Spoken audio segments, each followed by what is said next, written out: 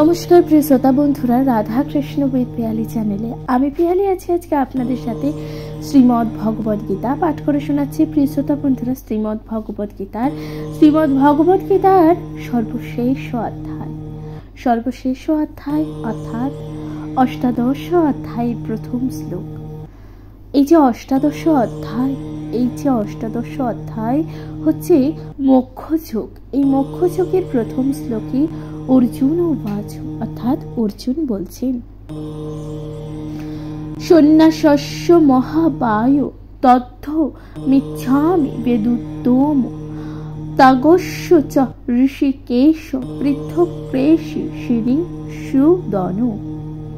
এই যে অর্জুন বললেন শ্লোকটি, এর অনুবাদে অর্জুন কি বলছেন? অর্জুন বললেন, হে মহাবীর, হে ঋষিকেশ, হে কেশিনী সুদন, আমি সন্ন্যাস ও ত্যাগের তথ্য পৃথকভাবে জানতে ইচ্ছা করি। এই যে কথাটি অর্জুন বলছেন, এ তাৎপর্যে অর্জুন কি বললেন? তাৎপর্যে অর্জুন বলছেন যে প্রকৃতপক্ষে শ্রীমদ্ ভগবদ গীতায় যে 17টি অধ্যায় সমাপ্ত হয়েছে, অষ্টাদশ অধ্যায়টি পূর্বের অধ্যায়গুলিতে আলোচিত বিভিন্ন বিষয়বস্তুর পরিপূরক সারাংশ। ভগবদ গীতায় প্রতিটি অধ্যায় ভগবান শ্রীকৃষ্ণ জীবনের এই যে পরম লক্ষ্যরূপী পরমেশ্বর ভগবানের প্রতি এই যে ভক্তিযোগী সেবা সম্প্রদান উপরে গুরুত্ব আরোপ করেছেন। সেই সময় এই যে বিষয়বস্তু জ্ঞানের গুহ্যতম পন্থারূপে অষ্টাদশ অধ্যায় সংক্ষিপ্তভাবে বর্ণিত হয়েছে। প্রথম ছয়টি অধ্যায় ভক্তিযোগের গুরুত্ব দেখানো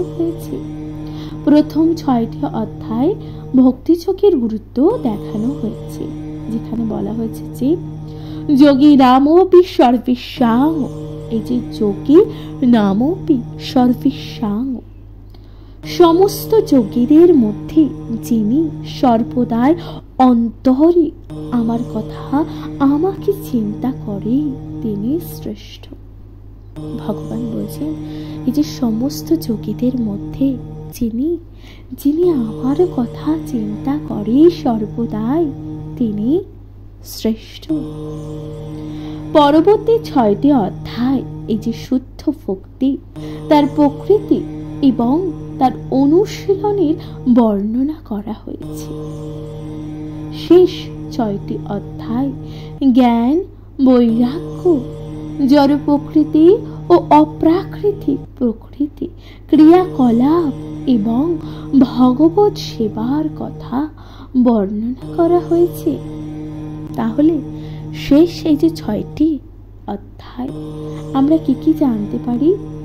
জ্ঞান, বৈরাগ্য, জড় প্রকৃতি ও অপ্রাকৃতিক প্রকৃতির এই যে ক্রিয়াকলাপ এবং ভগবত ভক্তির, ভগবত সেবার কথা বর্ণনা করা হয়েছে। সেখানে সিদ্ধান্ত করা হয়েছে যে সমস্ত কর্মের অনুষ্ঠান করা উচিত পরমেশ্বর ভগবানের সংযোগে। সেখানে সিদ্ধান্ত করা হয়েছে যে এই যে সমস্ত কর্মের অনুষ্ঠান করা উচিত পরমেশ্বর ভগবানের সংযোগে। তিনি ওম তৎসৎ শব্দগুলির দ্বারা প্রকাশিত হয়েছে। এখানে ওম তৎসৎ এই যে শব্দগুলির দ্বারা প্রকাশিত হয়েছে, যা পরম পুরুষ শ্রী বিষ্ণুকে নির্দেশ করে। তাহলে এই যে ওম তৎসৎ এই যে শব্দগুলি পরম বিষ্ণু শ্রী বিষ্ণুকে নির্দেশ করে। ভগবদ গীতায় 3য় পর্যায়ে দেখানো হয়েছে যে ভগবত ভক্তি অনুশীলন ছাড়া আর কিছুই জীবনের চরম লক্ষ্য নয়। পূর্বতম আচার্যগণের এবং ব্রহ্মসূত্র বা বেদান্ত সূত্রের এই যে উদ্ধৃতির মাধ্যমে তা প্রতিষ্ঠিত হয়েছে। কোনো কোনো নির্বিশেষবাদীরা মনে করেন যে, অর্থাৎ কোনো নির্বিশেষবাদীরা এ কথা মনে করেন যে বেদান্ত সূত্রে জ্ঞানীর ওপর একমাত্র অধিকার কেবল তাদেরই রয়েছে। কিন্তু এই যে প্রকৃতপক্ষে বেদান্ত সূত্রের উদ্দেশ্য হচ্ছে ভগবত ভক্তি হৃদয়ঙ্গম করা। কারণ ভগবান নিজেই বেদান্ত সূত্রের প্রণেতা। কারণ ভগবান স্বয়ং এই যে বেদান্ত সূত্রের প্রণেতা এবং তিনি বেদান্ত বেত্তা। এই কথা আমরা পঞ্চদশ অধ্যায় বর্ণনা করা হয়েছে। তাহলে এই যে কথা কোথায় বর্ণনা করা হয়েছে? পঞ্চদশ অধ্যায়। প্রতিটি শাস্ত্রের প্রতিটি বেদের প্রতিপাদ্য বিষয় ভগবত ভক্তি। ভগবত গীতায় সেই বিষয়ে বিশ্লেষণ করা হয়েছে। এই যে ভগবত গীতায় সেই বিষয় বিশ্লেষণ করা হয়েছে। ভগবত গীতার আমরা যে দ্বিতীয় অধ্যায়ে যেমন সমগ্র বিষয় বস্তুর সংক্ষিপ্ত সার বর্ণনা করা হয়েছে, তেমনি অষ্টাদশ অধ্যায়ের সমস্ত উপদেশে সারমর্ম এখানে বর্ণনা করা হয়েছে। এখানে বৈরাগ্য এবং জড় প্রকৃতির তিনটি গুণের ঊর্ধ্বে চিন্ময় স্তরে অধিষ্ঠিত হওয়ায় জীবনের পরম উদ্দেশ্য বলে নিদর্শিত হয়েছে। ভগবত গীতার দুটি বৈশিষ্ট্যপূর্ণ বিষয়বস্তু ত্যাগ ও সন্ন্যাস সম্বন্ধে অর্জুন স্পষ্টভাবে জানতে চেয়েছে। তাহলে এই যে ভগবত গীতার দুটি বৈশিষ্ট্যপূর্ণ বিষয়বস্তু ত্যাগ ও সন্ন্যাস সম্বন্ধে অর্জুন জানতে চেয়েছেন। তাই তিনি এই যে দুটি শব্দের অর্থ সম্বন্ধে জিজ্ঞাসা করেছেন। ভগবানকে সম্বোধন করে এখানে ব্যবহৃত ঋষিকেশ, এখানে ভগবানকে ঋষিকেশ বলে সম্বোধন করা হয়েছে ও কেশিনী সুদন শব্দ দুটি অত্যন্ত তাৎপর্যপূর্ণ। এখানে ঋষিকেশ হলেন সমস্ত ইন্দ্রিয়ের অধিপতি শ্রীকৃষ্ণ, যিনি আমাদের মানসিক শান্তি লাভের জন্য সব রকম সাহায্য করতে পারেন। অর্থাৎ যিনি আমাদের এই যে মানসিক শান্তি লাভের জন্য সমস্ত রকমের সাহায্য করতে পারেন। অর্জুন তাকে অনুরোধ করেছেন যে সবকিছুর সার মর্ম এমন ভাবে বর্ণনা করতে যাতে তিনি তার সাম্য ভাব বজায় রেখে অবিচলিত হতে পারেন। তবুও তার মনে কিছু সন্দেহ রয়েছে,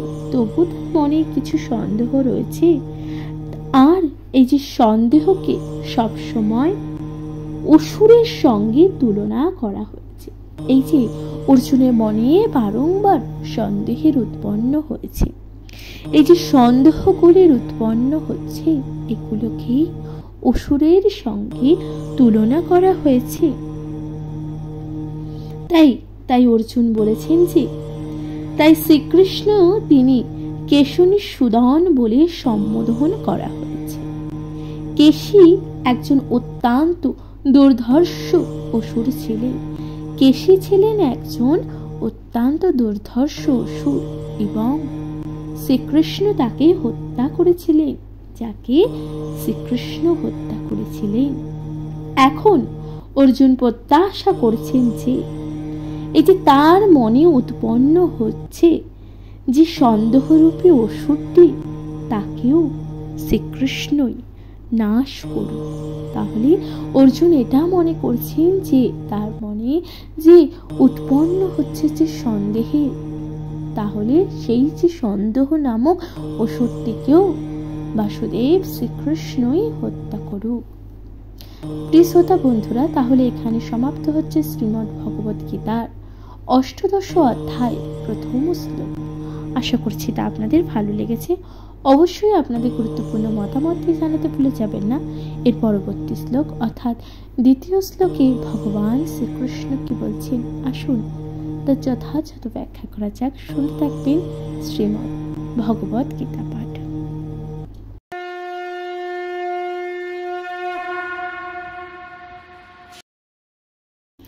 নমস্কার প্রিয় শ্রোতা বন্ধুরা, শ্রীমদ্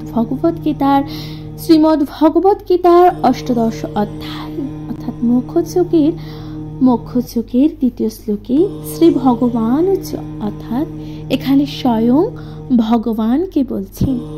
ভগবান বলছেন, কাম্যানাং কর্মণাং নশ্যং সন্ন্যাসং কবয়ে বিদু সর্বকর্ম ফল ত্যাগং প্রাহুস্তা গং বিচক্ষণা।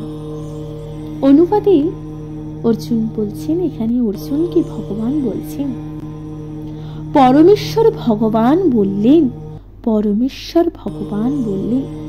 পণ্ডিতগণ কাম্য কর্মসমূহকে ত্যাগের সন্ন্যাস বলে জানেন এবং বিচক্ষণ ব্যক্তিগণ সমস্ত কর্মফল পরিহারকে ত্যাগ বলে জানেন। তাহলে কি বলছি, অর্জুনকে ভগবান বললেন এই যে পণ্ডিতগণ কাম্য যে কর্ম ফলের বা কর্ম সমূহ এই যে ত্যাগকে সন্ন্যাস বলে জানেন এবং বিচক্ষণ ব্যক্তিগণ সমস্ত কর্মফল এই যে পরিহারকে ত্যাগ বলে জানেন। তাৎপর্য কি বলা হচ্ছে, তাৎপর্য বলছেন যে ভগবান কর্মফলকে আকাঙ্ক্ষাযুক্ত যে কর্ম তা ত্যাগ করতে হবে, সেটি ভগবদ্গীতার নির্দেশ। কিন্তু পারমার্থিক জ্ঞান লাভের জন্য যে কর্ম তা পরিত্যাগ করা উচিত নয়। কিন্তু এই যে পারমার্থিক জ্ঞান লাভের জন্য যে কর্ম তা পরিত্যাগ করা উচিত নয়। পরবর্তী শ্লোকগুলিতে তা স্পষ্টভাবে বিশ্লেষণ করা হবে। কোনো বিশেষ উদ্দেশ্য সাধনের জন্য যজ্ঞ সম্পাদন এর এই যে বিভিন্ন বিধান বৈদিক শাস্ত্রে প্রদান করা হয়েছে।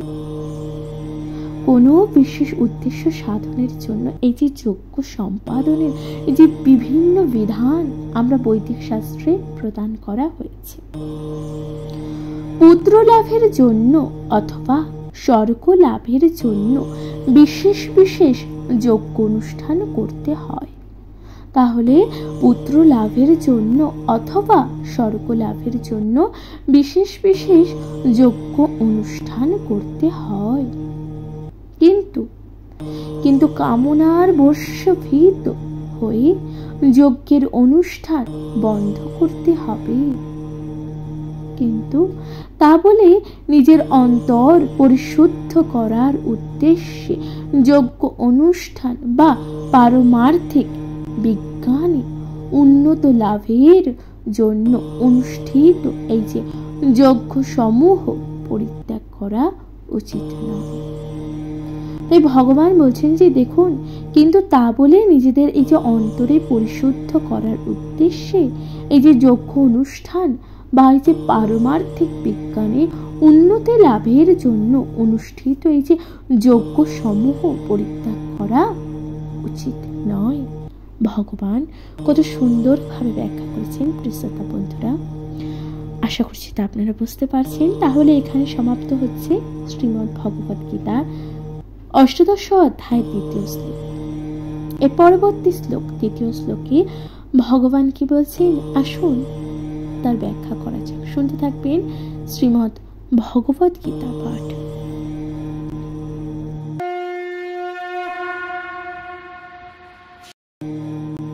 নমস্কার প্রিয় শ্রোতা বন্ধুরা, শ্রীমদ্ ভগবদ গীতার অষ্টাদশ অধ্যায় অর্থাৎ মোক্ষযোগের তৃতীয় শ্লোকে ভগবান কি বলছেন?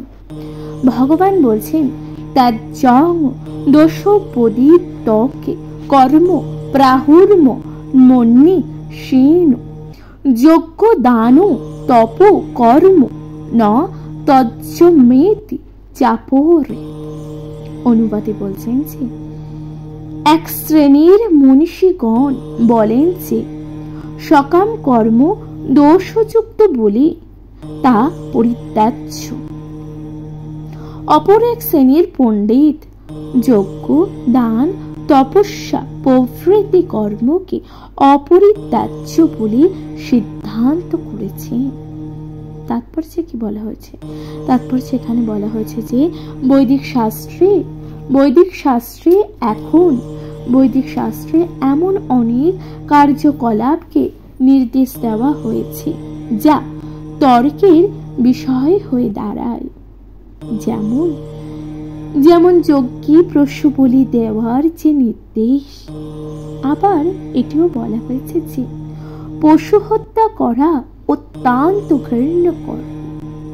দেখুন এখানে যে বৈদিক শাস্ত্রে অনেক কার্যকলাপের কথা নির্দেশ দেওয়া হয়েছে এবং যেখানে বলা হয়েছে যেমন যজ্ঞে পশু বলি দেওয়ার নির্দেশ দেওয়া রয়েছে, আবার এটাও বলা হয়েছে যে পশু হত্যা করা অত্যন্ত ঘৃণ্যতম কর্ম।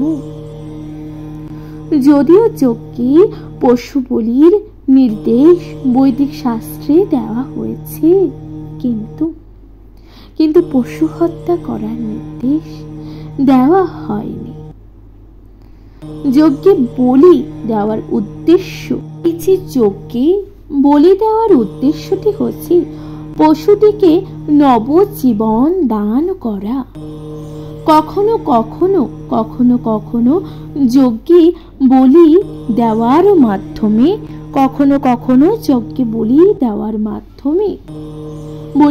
মাধ্যমে পশুটিকে নতুন ও প্রচুর জীবন দান করা হয় এবং কখনো সেই পশুটিকে তৎক্ষণাৎ মনুষ্য জীবনে উন্নতি করা হয়। কিন্তু এই সম্বন্ধে নানা মুনির নানা মত। কেউ বলেন যে পশু হত্যা সর্বদা বর্জন করা উচিত, আবার কেউ বলেন যে কোনো বিশেষ যজ্ঞে পশু বলি দেওয়া অত্যন্ত মঙ্গলজনক। যজ্ঞ সম্বন্ধে এই যে সমস্ত সন্দেহ নিরসন ভগবান নিজেই এখন করেছেন। এই যে যজ্ঞ সম্বন্ধে এই যে সন্দেহ, সমস্ত সন্দেহের নিরসন ভগবান নিজেই এখানে করেছেন। প্রিয় শ্রোতা বন্ধুরা, তাহলে এখানে সমাপ্ত হচ্ছে শ্রীমদ্ ভগবদ গীতার অষ্টাদশ অধ্যায়ের দ্বিতীয় শ্লোক। আশা করছি তা আপনাদের ভালো লাগছে। এর পরবর্তী শ্লোক অর্থাৎ চতুর্দশ শ্লোকে ভগবান শ্রীকৃষ্ণ কি বলছেন আসুন তার যথাযথ ব্যাখ্যা করা যাক। শুনতে থাকবেন শ্রীমদ্ ভগবদ গীতা পাঠ।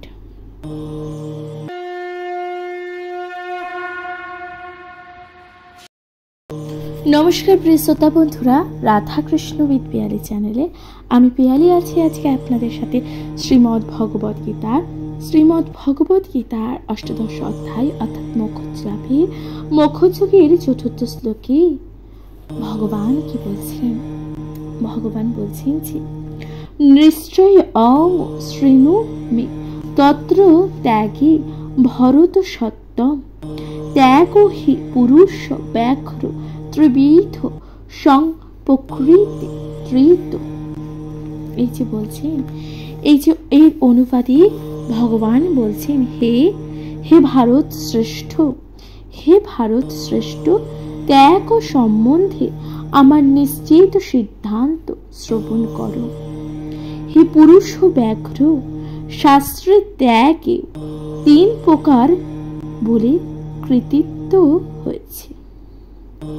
তাৎপর্যে কি বলা হয়েছে? তাৎপর্যে বলা হয়েছে যে ত্যাগ সম্বন্ধে ভিন্ন ভিন্ন মতবাদ থাকলেও, এই যে ত্যাগ ও সম্বন্ধে ভিন্ন ভিন্ন মতবাদ থাকলেও এখানে পরমেশ্বর ভগবান শ্রীকৃষ্ণ তার রায় দিচ্ছেন, যা চূড়ান্ত সিদ্ধান্ত বলে গ্রহণ করা উচিত। যে যাই বলুক, যে যাই বলুন না কেন, বেদ ভগবান প্রদত্ত নীতি বিশেষ। এখানে ভগবান নিজেই উপস্থিত, এখানে ভগবান নিজেই উপস্থিত থেকে যা বলেছেন তার সেই নির্দেশকে চূড়ান্ত বলে গ্রহণ করা উচিত। ভগবান বলেছেন যে প্রকৃতির যে গুণের দ্বারা প্রভাবিত হয়ে কর্মত্যাগ করা হয়, তারই পরিপ্রেক্ষিতে সবকিছুই বিবেচনা করা উচিত, এ কথা ভগবান বলেছেন। প্রিয় শ্রোতা বন্ধুরা, তাহলে এখানেই সমাপ্ত হচ্ছে শ্রীমদ্ ভগবদ গীতার 4th শ্লোক। আশা করছি তা আপনাদের ভালো লাগছে। এর পরবর্তী শ্লোক অর্থাৎ 5ম শ্লোকে ভগবান কি বলছেন, আসুন তার যথাযথ ব্যাখ্যা করা যাক। শুনতে থাকবেন শ্রীমদ্ ভগবদ গীতা পাঠ।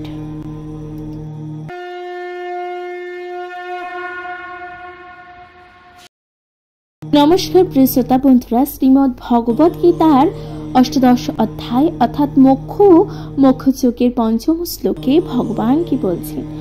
ভগবান বলছেন যে যজ্ঞ দান তপঃ কর্ম ন ত্যাজ্যং কার্যমেব তৎ যজ্ঞ দানং তপশ্চৈব পাবনানি মনীষিণাং। এই যে ভগবান বললেন, এর অনুবাদে ভগবান কি বলছেন? যজ্ঞ দান তপস্যা আদি কর্ম ত্যায্য নয়, তা অবশ্যই করা কর্তব্য।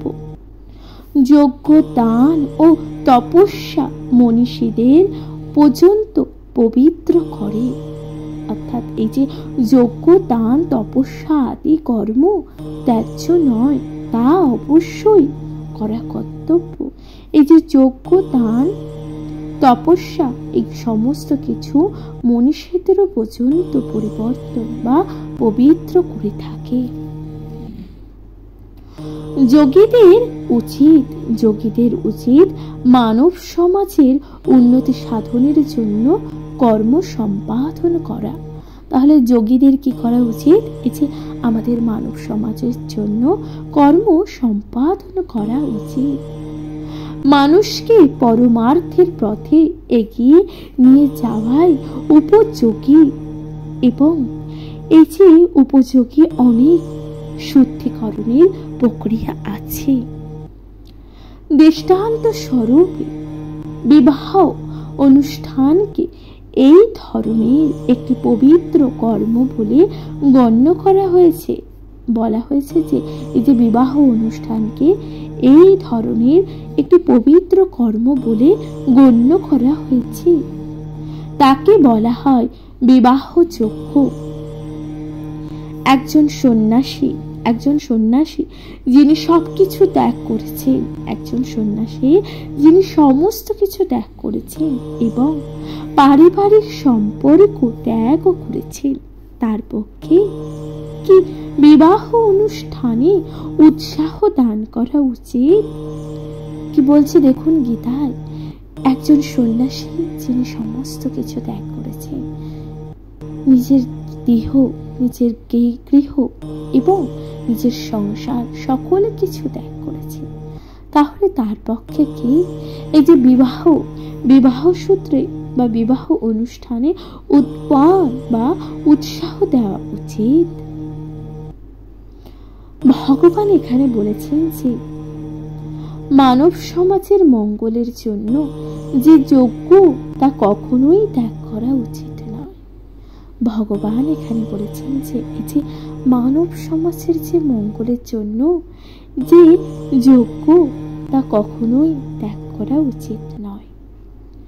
বিবাহ যজ্ঞের উদ্দেশ্য মানুষের মনকে সংযত করা, যাতে যাতে মন পারমার্থিক উন্নতি সাধনের জন্য শান্ত সমাহিত হতে পারে। অধিকাংশ মানুষকেই এই যে বিবাহযোগ্য অনুষ্ঠানে উৎসাহিত করা সর্বত্যাগী সন্ন্যাসীদেরকেও কর্তব্য। সন্ন্যাসীর কখনোই স্ত্রীসঙ্গ করা উচিত নয়। গীতায় বলেছে যে একজন সন্ন্যাসী যিনি সবকিছু ত্যাগ করেছেন তার কখনোই স্ত্রীসঙ্গ করা উচিত নয়।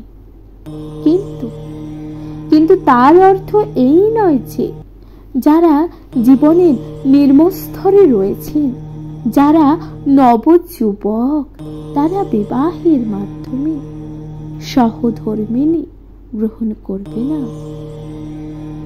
শাস্ত্রে নির্দেশিত সমস্ত যজ্ঞই পরমেশ্বর ভগবানের শ্রীপাদ পদ্মে আশ্রয় লাভ করার উদ্দেশ্য সাধিত হয়। তাই এখানে যে নিম্নতর স্তরে সেগুলি বর্জন করা উচিত। সেগুলি বর্জন করা উচিত নয়। তেমনি হৃদয়কে নির্মল করা উচিত। তাই ভগবান বলছেন যে এই যে আমাদের হৃদয়কে নির্মল করা উচিত, এই যে হৃদয়কে নির্মল করার উদ্দেশ্যে আমাদের কি করা উচিত? দান করা উচিত। পূর্বের বর্ণনা অনুসারে যদি যোগ্য পাত্রে দান করা হয় তাহলে তা পারমার্থিক উন্নতির সহায়ক হয়। আমরা পূর্ববর্তী যে অধ্যায়ে জানতে পারি, অর্থাৎ সপ্তদশ অধ্যায়ে আমরা জানতে পারি যদি সঠিক পাত্রে বা সঠিক ব্যক্তিকে দান করা হয় তাহলে সেই দান আপনার পারমার্থিক উন্নতির সহায়ক হবে। প্রিয় শ্রোতা বন্ধুরা, তাহলে এখানে সমাপ্ত হচ্ছে শ্রীমদ্ ভগবদ গীতার অষ্টদশ অধ্যায় পঞ্চম শ্লোক। এর পরবর্তী শ্লোক অর্থাৎ ষষ্ঠ শ্লোকে ভগবান শ্রীকৃষ্ণ কি বলছেন আসুন তা যথাযথ ব্যাখ্যা করা যাক। শুনতে থাকবেন শ্রীমদ্ ভগবদ গীতা পাঠ।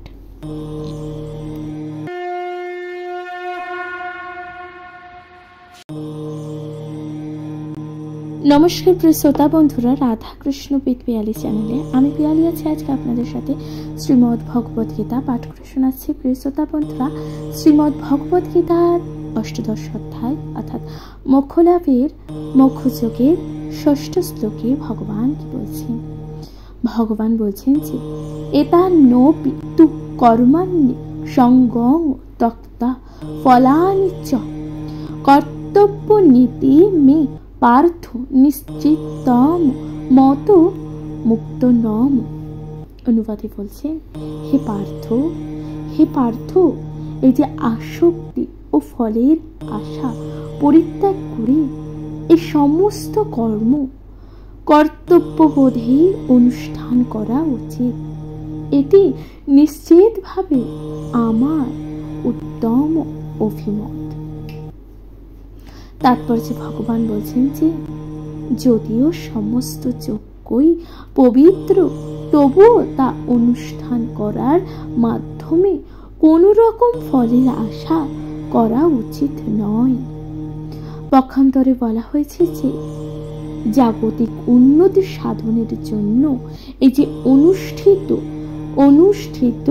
জাগতিক উন্নতি সাধনের জন্য অনুষ্ঠিত যজ্ঞ সমূহ বর্জন করতে হবে।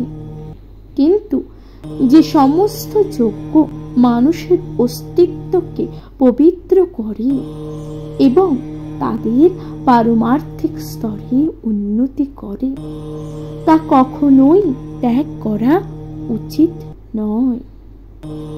কৃষ্ণ ভাবনায় ভগবত ভক্তি লাভের সহায়ক সবকিছুই উৎসাহিত করা উচিত। শ্রীমদ্ ভগবদ গীতায় বলা হয়েছে যে সমস্ত কার্যকলাপ ভগবত ভক্তি লাভের সহায়ক তা গ্রহণ করা উচিত। সেটি ধর্মের সর্বোচ্চ নীতি। ভগবত ভক্তি সাধনের সহায়ক যে কোনো রকম কর্ম, যজ্ঞ, দান বা ভগবত ভক্তি গ্রহণ করা উচিত।